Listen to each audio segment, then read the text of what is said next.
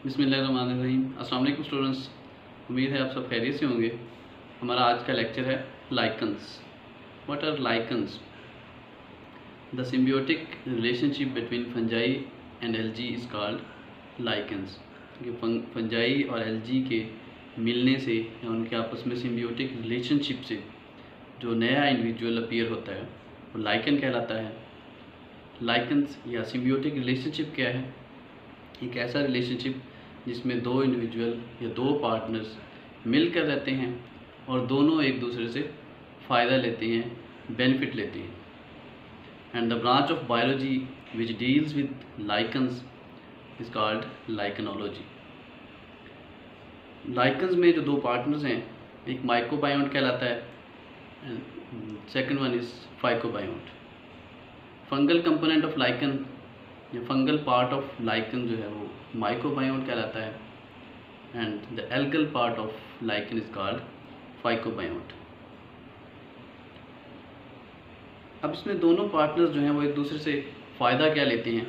Fungus protect algae from unfavourable conditions, कि जब हालात नासाजगार होते हैं, वाटर डेफिशिएंसी होती है, पानी की कमी होती है, तो उन हालात में एल्गी को फंजाई जो है वो प्रिजर्व करती है, बचाती है उसकी।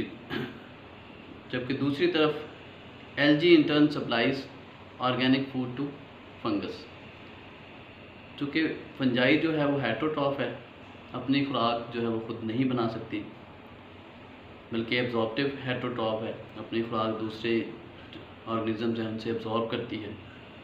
तो इन दिस केस एल्गी की तैयारशुदा खुराक, एल्गी चूँकि फोटोसिंथेटिक ऑर्गेनिज्म है, तो वो जो खुराक तैयार करती है वो फंजाई को सप्लाई करती है। इस तरह दोनों पार्टनर्स जो हैं वो एक दूसरे से फ़ायदा उठाते हैं। फंजाई उसको प्रिजर्व करती है, उसको प्रोटेक्शन देती है अंडर ड्राउट कंडीशंस या पानी की कमी के हालात में, और फंजाई जो है उसको प्रोटेक्शन देती है और एल्गी जो है उसको फूड सप्लाई करती है।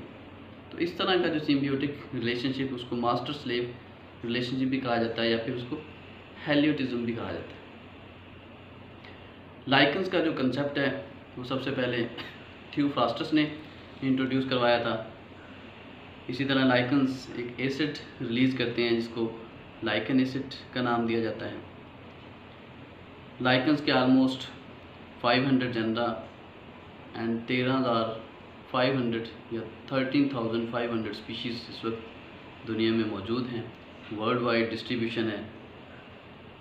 लाइकन्स की एक खासियत ये है कि ये जो स्मोकी एरियाज़ या जो इंडस्ट्रियल एरिया होता है उसके करीब जो है वो धुएँ वाले एरिया के करीब ग्रो नहीं कर पाती, इसलिए इसको इंडिकेटर्स ऑफ पोल्यूशंस के तौर पर भी यूज़ किया जाता है कि जहाँ पे स्मोक होगा, पोल्यूशन होगी, तो वहाँ पे जो है वो लाइकन्स ग्रो नहीं कर पाती। हैबिटेट अगर देखा जाए तो लाइकन्स जो हैं वो जनरली ट्री बार्क्स पे, डिकेइंग वुड पे या फिर रॉक्स पे ग्रो करती हैं। तो इस बेस पे, हैबिटेट के बेस पे लाइकन्स को 4 कैटेगरी में डिवाइड किया जाता है। इसमें सेक्सिकोलस है, कॉर्टिकोलस है, फॉलिकोलस है एंड टेरिकोलस है।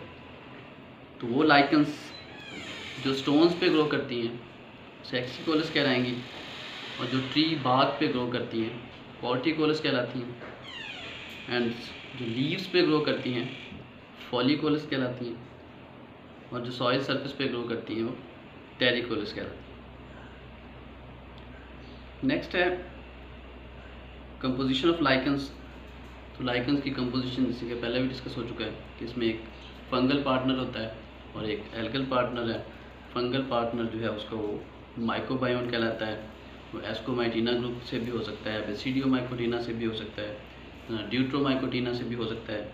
और दूसरी तरफ फाइकोबायोन्ट जो है वो एल्गी या एल्गल ग्रुप से बिलोंग करता है, जिसमें साइनोफाइसी के 8 जनरा हैं।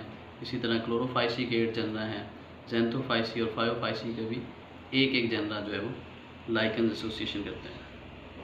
Classification of lichens. लाइकन्स को 3 क्लासेस में डिवाइड किया जाता है: एस्कोलाइकन, बेसिडियोलाइकन एंड लाइकन इम्परफेक्टाई। तो जैसा कि उसके नाम से ही जाहिर हो रहा है, एस्कोलाइकन एस्कोमाइटिना ग्रुप ऑफ फंजाई जो है वो बनाते हैं।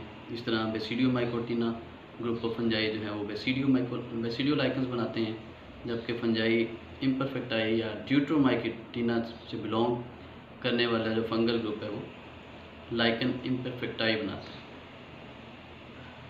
तो डाइवर्सिटी ऑफ लाइकन्स को भी 3 कैटेगरी में डिवाइड किया जाता है, जिसमें क्रस्टोस लाइकन स्टेज है, फोलियोस लाइकन स्टेज है एंड फ्रूटिकोस लाइकन स्टेज है।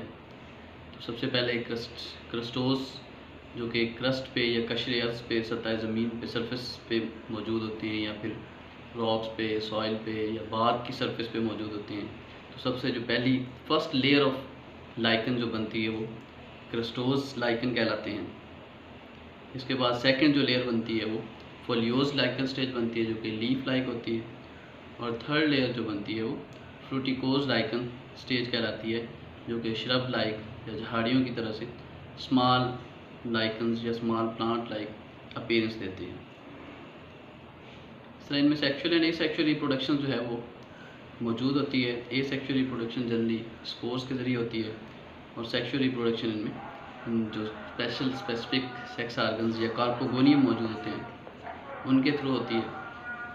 तो ये था हमारा आज का लाइकन्स का लेक्चर, जिसमें हमने लाइकन का इंट्रोडक्शन, उसकी क्लासिफिकेशन के बारे में पढ़ा।